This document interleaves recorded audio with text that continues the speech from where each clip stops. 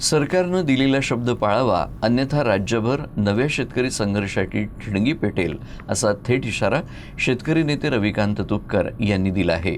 पीक विम्याच्या मागण्यांसाठी सुरू केलेल्या अन्नत्याग आंदोलनानंतर प्रकृती खालावल्यानं तुपकर यांच्यावर सध्या छत्रपती संभाजीनगर इथल्या रुग्णालयात उपचार सुरू आहेत.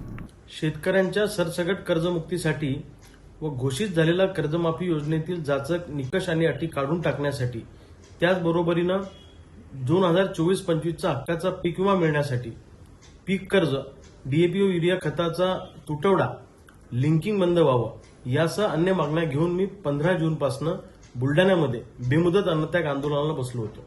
5 दिवस महाराष्ट्रातला शेतकरी मोठ्या संख्येनं रस्त्यावर उतरला होता आणि तब्बल 5 दिवसानंतर महाराष्ट्राच्या मुख्यमंत्र्यांच्या वतीनं जलसंपदा मंत्री गिरीश भाऊ महाजन उपोषणस्थळी आले आणि त्यांनी आम्हाला आश्वस्त केलं की सुट्ट्या संपल्यानंतरचे 5-6 दिवस जे पुढचे असतील त्या दिवसांमध्ये आम्ही मुख्यमंत्र्यांबरोबर तुमची विस्तृत अशी चर्चा घडवून आणतो. तुम्ही तुमची भूमिका मांडा शेतकऱ्यांच्या वतीनं आणि सकारात्मक बदल त्या कर्जमाफी योजनेमध्ये आपण करू, हा शब्द त्यांनी दिला. सरकारने दिलेला शब्द पाळावा अशी आमची अपेक्षा आहे. हवं तर अजून 4-5 दिवस तुम्ही शिल्लक घ्या बैठक लावायला, आमचं काही म्हणणं नाही, पण बैठक लावून त्यात सकारात्मक मार्ग काढा. आणि सरकारनं जर का बैठक लावायला दगाफटका केला किंवा कर्जमाफी योजनेतल्या बदलासंदर्भात निर्णय घेतले नाही, तर मग मात्र महाराष्ट्रातला शेतकरी तुम्हाला 5-6 दिवसानंतर रस्त्यावर दिसेल, हे मात्र मला सरकारला ठणकावून सांगायचं आहे. आणि मी स्वतः मुंबईत येऊन आंदोलनाला बसीन आणि एकदा बसलो तर उठणार नाही.